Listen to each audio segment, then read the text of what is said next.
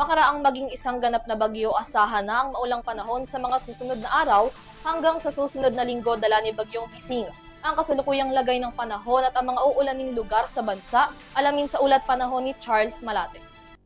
Isa ng ganap na bagyo ang binabantayang low pressure area sa loob ng Philippine Area of Responsibility kaninang madaling araw. Pinangalanan nito ng Pag-asa bilang Bagyong Bising. As of 8 a.m., huling namataan sa layong 270 kilometers kanlurang bahagi ng Calayan, Cagayan. Batay sa isinagawang press conference ng Pag-asa nitong Biyernes ng tanghali, binanggit ni Assistant Weather Services Chief Chris Perez na mabagal kikilos ang bagyo palabas ng bansa dahil ito sa kumpol ng mga ulap na nakakaapekto sa kilos ng bagyo. Asahan na hindi kaagad ito lalabas ng bansa. Paggalaw ng bagyo kasi sa mga mas mataas na level po ng ating atmosfera may dalawang anticyclone or ridge ng high pressure na parehong nag-exert ng impluensya sa movement nito. Hilaga ng bagyo at dito sa timog silangan ng bagyo meron tinatawag tayong upper level ni anticyclone. Yun po yung dalawang nag-exert ng influence to the point na nagiging erratic or halos nagiging mabagal ang pagkilos nito. Pero sa masusunod na araw, nakita natin kanina sa forecast track na yung inaasahan natin bakit aakyat itong bagyo pa norte. Yung anticyclone sa hilagang bahagi po nito ngayon, inaasahan natin na sa masusunod na araw ay kikilos na palayo ng bagyo. At yun isang magiging dahilan kung bakit itong si Bising ay inaasahan natin biglang maghihilaga then hilagang silangan na pagkilos sa mga darating na araw. Pero sa ngayon po, yun nga, dalawang anticyclone, upper level anticyclone, ang sa kasalukuyan, nag-aagawan para ma-influensyahan yung movement ng bagyong Bising.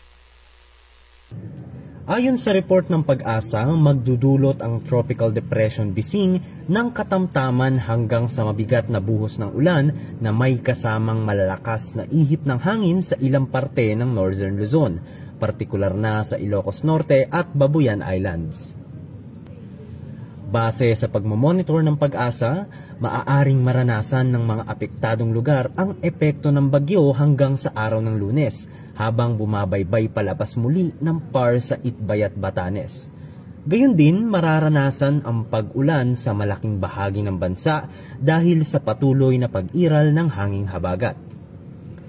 Kasama na rito ang bahagi ng Metro Manila, Central Luzon at iba pang lugar sa bansa. Kaugnay rito, ayon kay Pag-asa Regional Chief Division Lorenzo Moron, bukod sa habagat at Bagyong Bising, uulanin ang Metro Manila dala ng localized thunderstorm. Forecaster, so far ang nararanasan natin ngayon, although enhanced din ito ng habagat, pero nakikita natin na eventually medyo magda-die down ito dito sa Metro Manila, at least for Metro Manila for now.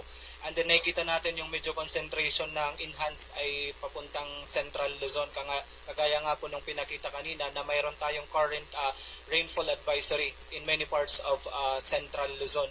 So sa ngayon sa Metro Manila, in the next hours, medyo magkakaroon lang siya ng mga localized thunderstorm. So dahil rito, mahigpit na pinapaalalahanan ng lahat na maging alerto sa posibilidad ng pagbaha sa mga nasabing lugar, lalo na sa mga lugar na may rainfall warning, partikular na sa gitnang Luzon.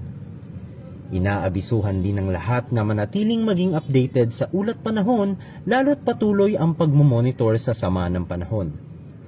Mula rito sa Pag-asa, Quezon City, para sa EuroTV News, ako si Charles Malate, sumasaludo sa bawat Pilipino.